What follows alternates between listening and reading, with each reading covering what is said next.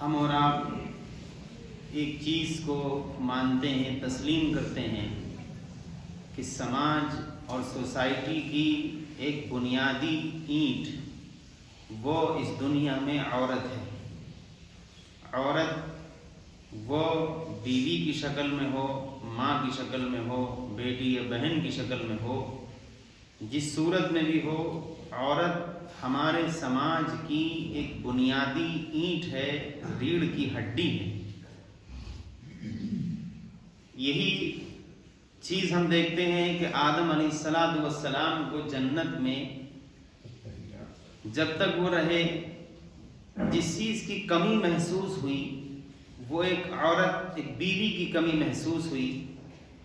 اور پھر دوسری چیز ہم دیکھتے ہیں کہ آدم علیہ السلام کی بیوی حضرت حوا علیہ السلام، ہم سب کی ماں، ان کو جو اللہ تبارک و تعالی اگر چاہتا تو ان کو مٹی سے پیدا کر دیتا، جیسے کہ آدم علیہ السلام کو مٹی سے پیدا کیا، بلکہ مٹی کی بھی ضرورت نہیں تھی۔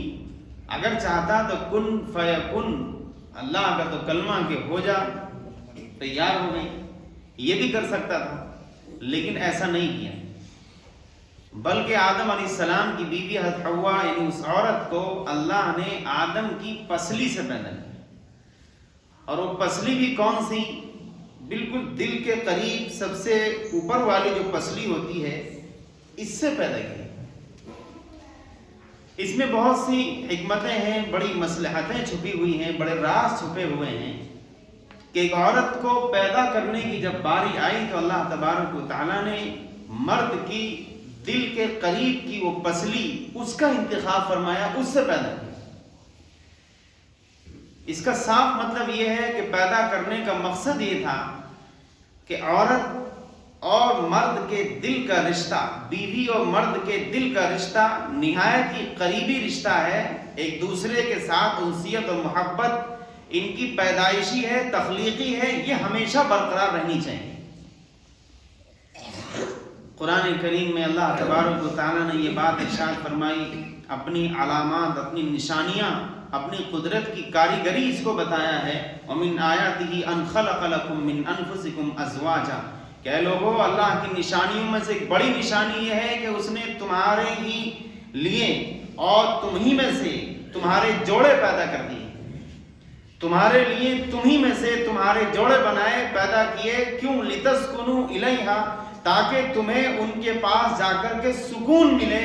وَجَعَلَ بَيْنَكُمْ مَوَدَّةً وَرَحْمَةً، اور تمہارے درمیان یعنی بیوی اور شوہر، عورت و مرد، تمہارے درمیان، تمہارے دلوں میں ہم نے آپس میں محبت اور انسیت پیدا کر دی ہے، لہذا اس کا خیال۔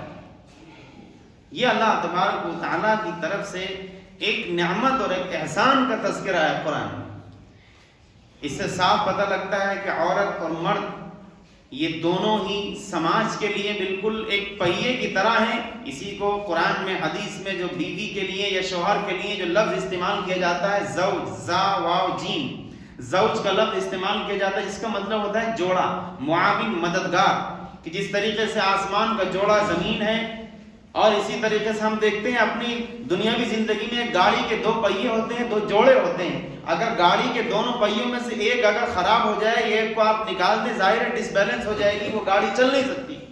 بالکل اسی طریقے سے سماجی زندگی سے اگر عورت یعنی بیوی کو اگر نعوذ باللہ خدا نخواستہ نکال دیا جائے، اس کو اگنور کر دیا جائے، اس کو بالکل علیحدہ کر دیا جائے، اور سماج میں صرف مرد ہی مرد ہوں، گھر میں صرف مرد ہی مرد ہوں، تو سماج کا وجود باقی نہیں رہ سکتا۔ وہ معاونت اور وہ مددگاری اور وہ ایک دوسرے کا ساتھ دینا کہ عورت اور مرد دونوں ایک دوسرے کا ساتھ دے کر ایک دوسرے کے اچھے ہم سفر اور ہم شریک حیات بن کر کے جب زندگی سماج میں گزارتے ہیں تو پھر سماج کی حالت اپنی اصلی حالت پر برقرار رہتی ہے۔ ان دونوں میں سے کوئی ایک پہیہ بھی اگر ڈس بیلنس ہوا، سماج کی پوری گاڑی پٹری سے اتر جاتی ہے۔ رسول اللہ صلی اللہ علیہ وسلم کی زندگی جب ہم پڑھتے ہیں تو ایک چیز بڑی صاف نظر آتی ہے کہ آپ علیہ السلام دوسروں کے حقوق کی بڑی رعایت کرنے والے ہیں۔ ہم لوگوں کی صورتحال تو الٹی ہے، ہم لوگ چاہتے ہیں کہ بس ہمارا مل جائے سب، ہمارا اگر کسی کے اوپر حق ہے دینی دنیاوی چھوٹا بڑا چاہے جیسا، ہمارا حق ہمیں مل جائے، ہمارے اوپر کس کا ہے اس کا کوئی سوال ہم سے نہ کریں. لیکن رسول اللہ صلی اللہ علیہ وسلم زندگی ہم کھنگالتے ہیں پڑھتے ہیں تو اس میں عجیب بات دکھتی ہے. اس میں یہ ہے کہ دوسرے کے حقوق سب ادا ہو جائیں چاہے محمد الرسول اللہ کے سب مان لو.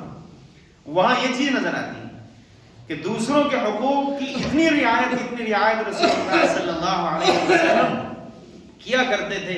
آپ نے ایک موقع پر ارشاد فرمایا اے لوگو خیارکم خیارکم لأہلہ وانا خیرکم لأہلی، اے لوگو تم میں بہتر سب سے اچھا انسان وہ ہے جو اپنے گھر والوں کے لیے سب سے اچھا، اپنی بیوی کے لیے سب سے اچھا ہو.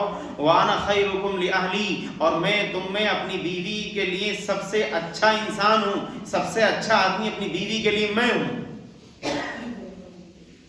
رسول اللہ صلی اللہ علیہ وسلم کی اس حدیث کا صاف مطلب یہ ہے کہ سماج کا جو ایک بنیادی کردار ہے، بنیادی حصہ ہے، بنیادی اینٹ ہے وہ بیوی، اس کے حقوق کی رعایت سماج کے اندر جو لوگ ذمہ دار ہیں، جو اس کا شوہر ہے، جو اس کا باپ ہے یا اس کا بھائی ہے یا اس کا بیٹا ہے، انہی لوگوں کو سماج کے اس بنیادی حصے کی حفاظت کرنی ہے اور اس کے حقوق کی ادائیگی کرنی ہے. اگر نہ کی گئی تو پھر سماج کھوکھلا ہو جائے گا. عجیب بات ہے، بہت سے لوگوں کی طرف سے مطالبہ بھی ہے کہ مولانا حقوق کے تعلق سے آپ کبھی تو ایسا ہو کہ ابھی ہمارے تعلق سے بھی بات کریے. خواتین کی طرف سے، گھر کی عورتوں کی طرف سے اگر یہ مطالبہ ہو کہ کبھی آپ ہمارے تعلق سے بھی بات کریے کہ شریعت میں ہمارا کیا حق ہے، ہمارے شوہر کے اوپر ہمارا کیا حق ہے، سسرال میں جب ہم آئے ہیں اپنا سب کچھ چھوڑ چھاڑ کر ہمارا کیا حق بنتا ہے، کبھی اس کو بھی بیان کریے. اس کا صاف مطلب یہ ہے کہ سماج کے اس طبقے پر ظلم ہوا ہے، یہ ہو رہا ہے مسلسل. جبکہ رسول اللہ صلی اللہ علیہ وسلم کا تو مزاج یہ تھا کہ آپ علیہ الصلوۃ والسلام کے بارے میں آتا ہے ما عاب رسول اللہ صلی اللہ علیہ وسلم فی طعام قط، کہ آپ علیہ السلام نے کبھی کسی کھانے میں عیب تک نہیں نکالا. صورتحال یہ ہے کہ سماج میں ہمارے اگر کہیں پر گھر میں کھانا بیوی نے بنایا اور بنانے کے بعد ذرا سا نمک تیز ہو گیا یا ذرا سا کم رہ گیا یا ذرا سی مرچ زیادہ ڈل گئی یا کم رہ گئی، مزاج کے مطابق نہیں بنا، تو بس اسی پر لڑائی جھگڑا، اور یہ لڑائی جھگڑا ایسا طول پکڑ جاتا ہے کبھی کبھی تو کہ طلاق کی نوبت آ جاتی ہے. اتنی سی بات، ایک چٹکی نمک آپ نے پورے رشتے کو بالکل تہس نہس کر دی، اتنی چھوٹی سی بات. جبکہ آپ علیہ الصلوۃ والسلام کے بارے میں آتا ہے کبھی آپ نے کھانے میں عیب نہیں نکالا، اگر اچھا لگا کھا لیا، نہیں اچھا لگا کوئی بات نہیں کھایا. ایک چیز یہ. دوسری چیز رسول اللہ صلی اللہ علیہ وسلم کی جو بڑی عجیب و غریب ہے وہ یہ ہے کہ سامنے والے کی تعریف، کہ اگر کھانا اگر سامنے بنا کر کے کسی نے رکھا ہے، بیوی نے، بہن نے، ماں نے، بیٹی نے، کسی نے بنا کر کھانا آپ کے سامنے رکھا ہے، تو آپ اس کھانے کو کھا کر کے کچھ تعریفی الفاظ کہہ دیجئے کہ ماشاءاللہ بڑا اچھا کھانا بنا ہوا، مزہ آ گیا. آپ کے اس چھوٹے سے جملے سے آپ کو نہیں معلوم کہ اس بیچاری کی جو تھکن اور محنت جو اس نے گھنٹے ڈیڑھ گھنٹے برداشت کی ہے وہ ساری تھکن دور ہو جائے گی آپ کے اس جملے سے کہ ماشاءاللہ بڑا اچھا کھانا میں مزہ آ گیا. ایک بڑا طبقہ تو وہ ہے منحوس، اس قسم کا لفظ تک زبان سے نہیں نکالتا ہے. اس کو شرم نہیں آتی کہ بالکل بیچ دوپہر میں اور گرمی میں اور سڑی اور تپتی دھوپ میں اس عورت نے کچن میں کھڑے ہو کر کے آپ کے سامنے 1 گھنٹہ روٹی بنائی، اور گاؤں دیہات میں آپ چلے جائیں تو چولہے پر آپ کے سامنے اس نے روٹی بنائی 1.5 گھنٹہ 2 گھنٹے تک یہ بیچاری آپ کے سامنے بیٹھی رہی، اور جب کھانا آپ کے سامنے لگا اور آپ کو اچھا اچھا کھانا نکال کے لا کے اس نے دے دیا، آپ کھا کر کے اور اپنے بالکل صاف کر کے نکل لیے. اس بیچاری کو پوچھا تک نہیں کہ جو ہے کھانا اچھا بنا کہ برا بنا، الٹا 2 جملے اس کو اور کہہ دی کہ نہیں مرچ زیادہ ہو گئی. آپ کیا سمجھتے ہیں یہ آسان چیز ہے؟ یہ وہ چیزیں ہیں جو رشتوں میں دراڑ پیدا کر دیتی ہیں، اور ایک بیوی کا، ایک ماں کا، ایک بیٹی اور بہن کا دل توڑنے والی چیز ہے. یقیناً یہ رشتے کے بندھن میں بندھی ہوئی ہے، آپ سے الگ تو نہیں ہو سکتی، لیکن زندگی بھر آپ سے دلی محبت بھی نہیں کر سکتی. زندگی بھر آپ سے جو ایک خلوص ہونا چاہیے، وفاداری ہونی چاہیے، وہ نہیں ہو سکتی.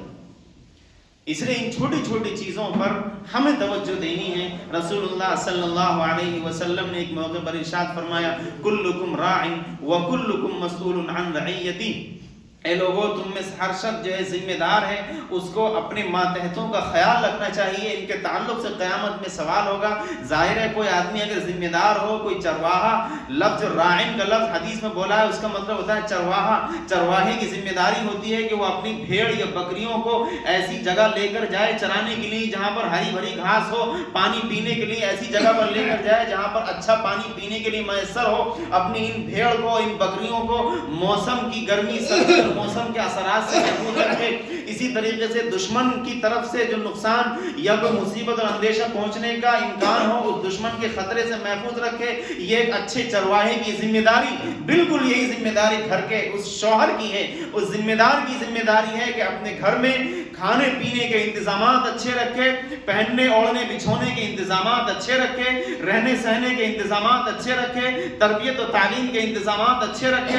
اگر یہ سارے انتظامات اس نے کیے، اور پھر دوسری چیز ایک آخری بات رسول اللہ صلی اللہ علیہ وسلم نے حدیث میں ارشاد فرمائی کہ جس طریقے سے بھیڑیوں اور بھیڑوں کا جو بھیڑیا ہے وہ شیطان، وہ ایک بھیڑیا ہے جنگل کا جو ان کو نقصان پہنچا سکتا ہے، فرمایا اے لوگوں انسانوں کا بھیڑیا شیطان ہے۔ شیطان کہیں ایسا نہ ہو کہ بیوی اور بچوں اور ان کی ضروریات کو پورا کرنے اور ان کا خیال رکھنے میں کہیں ایسا نہ ہو کہ کہیں پر کوئی لوز پوائنٹ ایسا تمہاری طرف سے پایا جائے اور شیطان کو موقع مل جائے اور وہ بیچ میں آ کر کے پورے گھر میں آ کر کے فساد پھیلا دے، اس کا بھی خیال رکھنا۔ اس لیے جہاں ایک طرف بیوی اور شوہر کا رشتہ ایسا ہے کہ دونوں، قرآن نے کہا ہن لباس لکم وانتم لباس لہن، کہ لوگوں آپس میں ایک دوسرے کے لیے تم لباس کا درجہ رکھتے ہو، کپڑے کا درجہ رکھتے ہو۔ اس کپڑے کی کیا اہمیت ہے ہمارے جسم پہ ہم سب جانتے ہیں۔ اگر یہ کپڑا ابھی اتر جائے ہمارے جسم سے، کسی کے جسم سے، تب پورا جو ایک ننگا پن نظر آئے گا کہ انسان شرم کے مارے اپنا منہ نہ اٹھا سکے اور آنکھوں پر ہاتھ رکھ لے، اور بالکل بعض جو شرم و حیا کے مالک ہوتے ہیں انسان، وہ تو چاہیں گے کہ بس زمین یہیں پر ابھی پھٹے اور ہم دھس جائیں اس کے اندر۔ ایسا شرم و حیا کا ایسا یہ لباس ہے ہمارا کہ یہ اس طرح کی چیزوں کو یہ چھپائے ہوئے ہے۔ حدیث میں کہا گیا، بلکہ قرآن کے الفاظ ہن لباس لکم وانتم لباس لہن، اے لوگوں تم اپنی بیوی کے لیے لباس ہو، تمہاری بیویاں تمہارے لیے لباس ہیں، تم ان کے لیے ضروری ہو اور یہ تمہارے لیے ضروری ہے۔ اگر یہ لباس کہیں سے پھٹا یا یہ لباس کہیں سے اترا، یہ لباس کہیں سے اگر بے لباس ہوا، خراب ہوا، تو پھر اس سے تمہارے اپنی ظاہری شخصیت پہ اثر پڑے گا اور پورے سماج پہ اس کا اثر جائے گا۔ اب ایک چیز ہے جو اہم ہے، یقیناً کچھ خرابیاں ہوتی ہیں، کچھ کمیاں ہوتی ہیں، مرد میں بھی ہوتی ہیں، بیوی میں بھی ہوتی ہیں، دونوں میں کمیاں ہوتی ہیں، کچھ اچھائیاں بھی ہوتی ہیں، کچھ برائیاں بھی ہوتی ہیں۔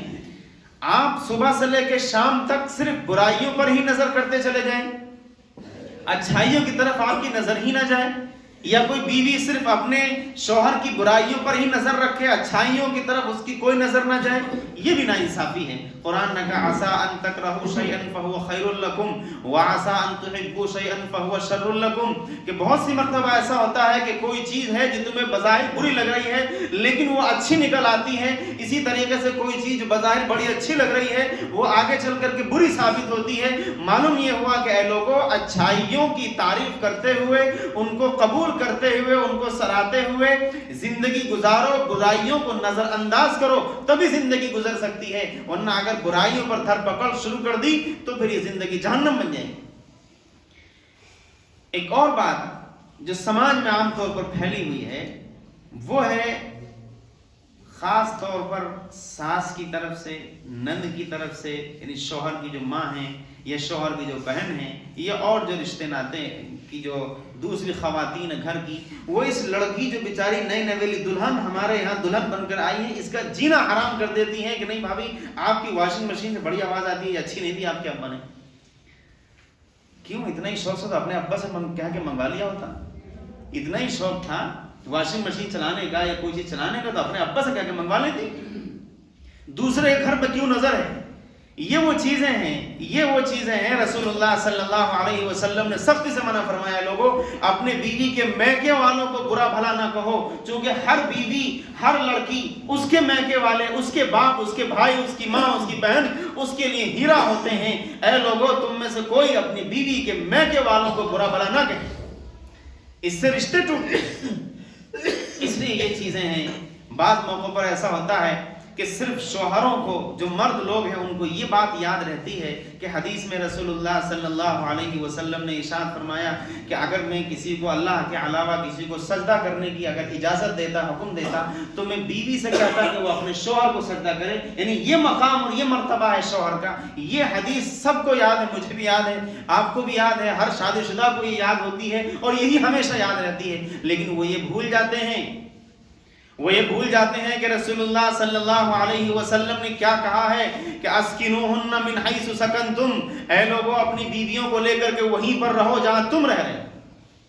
اگر بیوی مطالبہ کر دے کہ مجھے اپنا گھر چاہیے الگ، میں آپ کے ماں باپ کے ساتھ نہیں رہوں گی، شریعت کہتی ہے کہ آپ کو الگ گھر دینا پڑے گا. یہ یاد نہیں رہتا.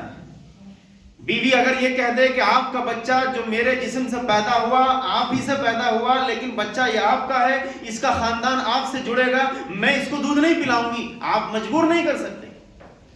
اگر وہ کہہ دے کہ نہیں میں دودھ تو پلاؤں گی، لیکن اس دودھ کو پلانے کی میں اجرت لوں گی، میں پیسہ لوں گی تب پلاؤں گی، آپ کو دینا پڑے گا. یہ قرآن کے الفاظ.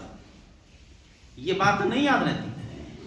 اس لیے ضرورت اس چیز کی ہے کہ دونوں طرف سے اگر حقوق کی ادائیگی ہو، اس طرف سے آپ چاہ رہے ہیں کہ حقوق کی ادائیگی ہمیں بھرپور ملے، تو آپ کی طرف سے بھی تو کبھی کوئی تعریفی جملہ، کبھی آپ بھی تو بوجھ ہلکا کریے، کبھی ایسا ہو کہ آپ بھی تو کوئی شکرانے کے 2 الفاظ بول دیجئے کہ آپ بڑی اچھی ہیں، بڑی خوبصورت ہیں. یقیناً آپ کو میری زندگی میں جب سے آپ آئی ہیں تو میری زندگی میں بہار آ گئی، خوشیاں آ گئیں. کبھی آپ بھی تو 2 لفظ ایسے بولیے.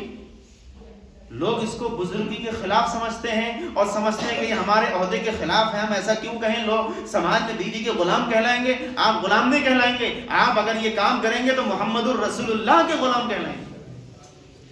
حدیث میں ہے، حضرت عائشہ فرماتی ہیں بہت غور سے سنیں اور دل پہ لکھ کر لے کر جائیں، ہر وہ شخص جو شادی شدہ ہے وہ اس چیز کو زندگی میں اپنے نافذ کرے. آپ علیہ السلام کی زندگی کا جو حضرت عائشہ نے ایک واقعہ بیان کیا عجیب و غریب. فرماتی ہیں کہ میں ناپاکی کی حالت میں ہوا کرتی تھی. ناپاکی کی حالت میں عام طور پر شوہر بیوی کا رشتہ ویسا نہیں رہتا جیسا کہ نارمل حالت میں رہتا ہے، منقطع ہو جاتا ہے یقیناً. لیکن اس موقع پر ایک فطری طور پر ایک دوری سی پیدا ہونے لگتی ہے. حضرت عائشہ کہتی ہیں کہ میں ناپاکی کی حالت میں ہوتی تھی. ناپاکی کی حالت میں اگر کسی پانی کے برتن سے پانی پیتی منہ لگا کر کے اور میں پانی پی لیتی، پانی اگر بچ جاتا تو وہ پانی میں رسول اللہ صلی اللہ علیہ وسلم کو دے دیا کرتی. آپ برتن کے اسی حصے پر منہ لگا کر پانی پیتے جس حصے پر میرا منہ ٹچ ہوا. اور اس کے بعد فرماتی ہے کبھی کھانا کھانے کے دوران اگر میں بیٹھی ہوتی، آپ علیہ السلام بھی بیٹھے ہوتے، ناپاکی کی حالت میں میں ہوتی، اس دوران اگر دسترخوان سے کوئی گوشت کی بوٹی، کوئی ہڈی اگر میں اٹھا کے کھاتی، اس کو چوستی اور پھر بعد میں چوس کر رسول اللہ صلی اللہ علیہ وسلم کو دے دیتی. آپ علیہ السلام اس ہڈی کو میرے ہاتھ سے لے کر جس جگہ میں نے اپنا منہ ٹچ کیا تھا، آپ بھی اپنا منہ اسی جگہ پر لگا کر کے ہڈی کو چوستے اور اس پر جو گوشت لگا ہوتا اس کو کھاتے. یہ اسلام، یہ پیار و محبت کا یہ رشتہ ہے شوہر اور بیوی کا.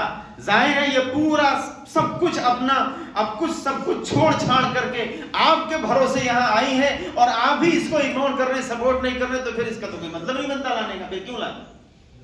پھر آپ نے کیوں قدم اٹھایا؟ آپ کے اندر ہمت نہیں تھی تو. اگر آپ اتنی پھکڑ، اتنی غریب اور اتنی لاچار، مجبور اور معذور ہیں کہ آپ اپنے سسر کے دی ہوئی گاڑی پہ ہی بیٹھیں گے اور اس کے دیے ہوئے بیڈ پہ ہی سوئیں گے اور اس کے دیے ہوئے برتن میں کھانا کھائیں گے، تو پھر شادی کرنے کی کیا ضرورت تھی؟ آپ کسی ریلوے ٹریک پہ جا کر کے اور کسی سگنل پہ جا کے بھیک مانگتے، جا کر کچھ پیسہ اکٹھا ہو جاتا، پھر آپ اپنا انتظام کرتے. کیوں اتنا بڑا آپ نے تام جھام کیا؟ یہ تو غلط بات ہے. اس کے برتن میں آپ کھانا کھائیں، اس کے باپ کے دیے ہوئے بیڈ پہ آپ سوئیں اور اس کے باپ کی طرف سے ملی ہوئی گاڑی پہ آپ بیٹھ کر کے جائیں اور نخرے بھی اسی سے دکھائیں. یہ عجیب بات ہے.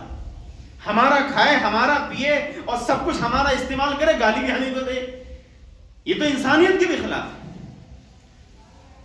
اس لیے رسول اللہ صلی اللہ علیہ وسلم کی جو زندگی ہے بڑی پیار بھری زندگی ہے. ایک موقع پر حضرت عائشہ بیان کرتی ہیں کہ مسجد نبوی کے احاطے میں کچھ حبشہ کے نوجوانوں نے آ کر کے کچھ کھیل دکھایا, کچھ کرتب دکھائے. جو نیزہ ایک ہوتا ہے, ہتھیار ہوتا ہے, نیزہ, بھالا اور تلوار اس طرح کا, تو وہ نیزے سے کچھ اس طریقے کی وہ ایسے کام وہ دکھا رہے تھے, ایسے کھیل کے لیے کچھ تماشے کی چیزیں وہ دکھا رہے تھے جس کو دیکھنے کا میرا اندر سے بڑا دل کر رہا تھا.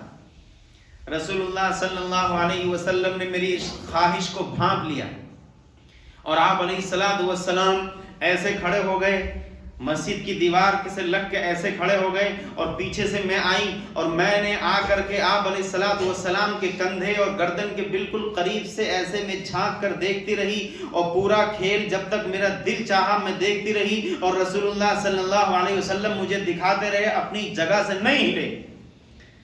یہ کون کر رہا ہے بیوی کی غلامی؟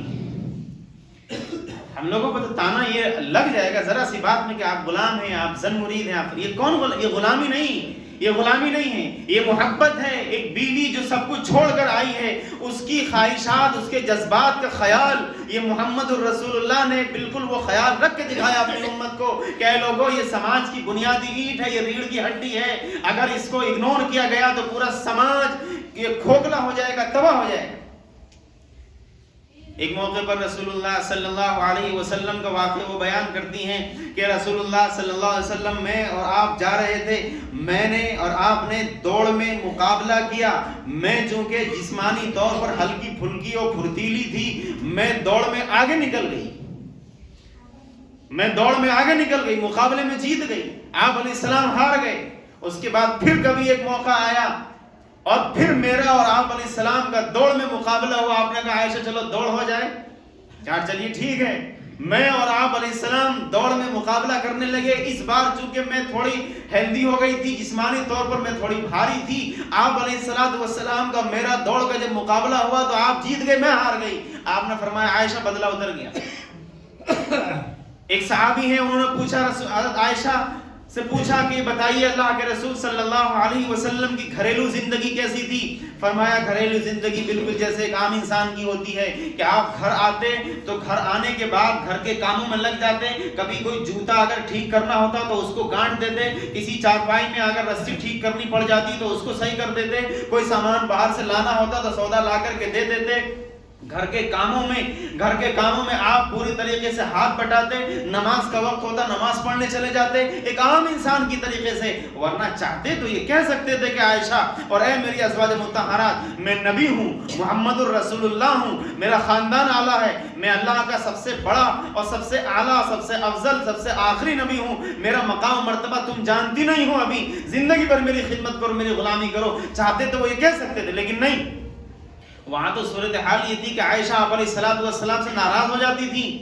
اللہ کے رسول کہتے ہیں کہ عائشہ جب تم مجھ سے ناراض ہوتی ہو مجھے پتہ لگ جاتا ہے. پوچھا کیسے؟ کہ جب تم ناراض ہوتی ہو تو کہتی ہو کہ اللہ یعنی ابراہیم کے رب کی قسم کھانے لگتی ہو, ابراہیم کا رب کہہ کر کے تم اللہ کو پکارتی ہو. ناراضی کا یہ تمہارا صاف یہ ظاہر ہو جاتا ہے. اور جب تم مجھ سے راضی ہوتی ہو تو کہتی ہو کہ محمد کے رب کی قسم, اس کا مطلب اس وقت تم میرا نام لے کر کے کہہ رہی ہو تو پھر اس وقت تم مجھ سے محبت کر رہی ہو. اور میرا نام جب نہیں لیتی ہو, ابراہیم کہ رب کی قسم کہہ کر کے جب کہتی ہو, میں سمجھ جاتا ہوں کہ تم مجھ سے ناراض ہو.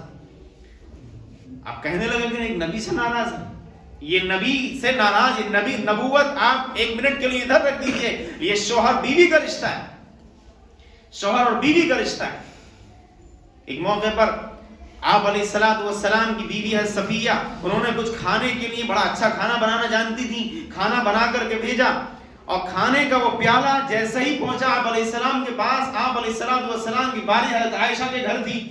جیسے ہی وہ کھانے کا پیالہ پہنچا تو ظاہر ہے ایک سوتن ہے تو اس کو تکلیف بھی ہوئی, انہوں نے مارا دھکا, پیالہ گر گیا, ٹوٹ گیا. آپ علیہ السلام جو ہے پیالے کو چن چن کے اٹھا رہے تھے اپنے ہاتھ سے, اور عائشہ سے کہہ رہے تھے مسکرا کر کہ عائشہ تم کو بدلہ دینا پڑے گا اس کا, عائشہ تمہارے اوپر جرمانہ پڑے گا اس کا, تم کو جو تم نے پیالہ توڑا اس کا تم کو بدلہ دینا پڑے گا. یہ جو چیزیں ہیں رسول اللہ صلی اللہ علیہ وسلم کی بیوی کے تعلق سے, یہ صرف کتابوں میں لکھی ہوئی ہیں، اسی لیے یہ بیان کی گئی ہیں. یہ پرائیویٹ لائف جو رسول اللہ صلی اللہ علیہ وسلم کی بیان کی گئی ہے، آپ بالکل اس چیز کو لکھ لیجئے، نوٹ کر لیجئے. پوری دنیا کے جتنے بھی لیڈر مذہبی یا جو بھی لیڈر آئے ہیں، کسی کی پرائیویٹ لائف نہیں محفوظ ہے اور نہیں ڈسکس کی جاتی، بیان نہیں کی جاتی. یہ محمد رسول اللہ کا وہ کارنامہ ہے، یہ آئیڈیل ہے قیامت تک کے لیے. اس نے پرائیویٹ لائف بستر تک کے حالات بیان کر دیے محدثین، تاکہ کوئی چیز ایسی نہ رہ جائے جو امت جس سے رہنمائی سے خالی ہو، کوئی چیز نہ رہ جائے، سب کچھ سامنے آ جائے. لیکن ہاں، بیوی اگر ضرورت سے زیادہ مطالبات کرے، بیوی ضرورت سے زیادہ بدتمیزی پر اتر آئے، بیوی اگر کبھی کبھار ایسا ہو کہ انسان کو یہ لگنے لگے کہ اب صورتحال بالکل کچھ اور ہوتی جا رہی ہے، ایسے موقع پر اس پر سختی بھی کی جائے گی. لیکن سختی میں بھی فرمایا خبردار خبردار، سختی میں بھی کبھی اس کے چہرے پر ہاتھ تماچا نہ مارنا، کبھی چہرے پر نہ مارنا، جسم کے کسی ایسے نازک حصے پہ نہ مارنا. کبھی ایسا نہ ہو کہ تم مارنے میں بالکل پاگل ہو جاؤ اور ایسا مارو جسم پر نشان پڑ جائیں، ہرگز نہ مارنا. یہ ہدایات ہیں اسلام کی. اس لیے ہم سب کے لیے ضروری ہے یہ بات کہ میں بھی، آپ بھی جو شادی شدہ ہیں، جو کرنے والے ہیں، وہ صرف اس حدیث کو نہ یاد رکھیں کہ بس عورت کو بھی سجدہ کرنے کی اجازت ہوتی ہے اور شوہر کا بہت بڑا مقام ہے. جتنا بڑا مقام آپ کا ہے اتنا ہی اس کا ہے، بلکہ 10 فٹ اس کا آگے ہی ہے تم سے. قرآن اور حدیث میں جو اصول ضابطے، جو حقوق بیان فرمائے بیوی کے، جو عورت کے، وہ آپ سے زیادہ ہی ہیں، آپ سے زیادہ ہیں. آپ مرد ہیں، آپ کے اوپر کمانے کی ذمہ داری اور ساری ذمہ داریاں ہیں. بیوی کے اوپر ساری ذمہ داری، جھمیلے نہیں ڈالے گئے ہیں. وہ گھر کی ملکہ رانی ہے، آپ کو بٹھا کر کھلانا یہ آپ کے اوپر فرض ہے، آپ کے اوپر فرض ہے. اس لیے ہم سب سماج کے اس اہم حصے کا، اس اینٹ کا پورا خیال رکھیں، تب جا کر ہمارا سماج پرسکون سماج ہوگا، تب جا کر ہمارا گھر پرسکون گھر کہلائے گا. اللہ تعالی ہم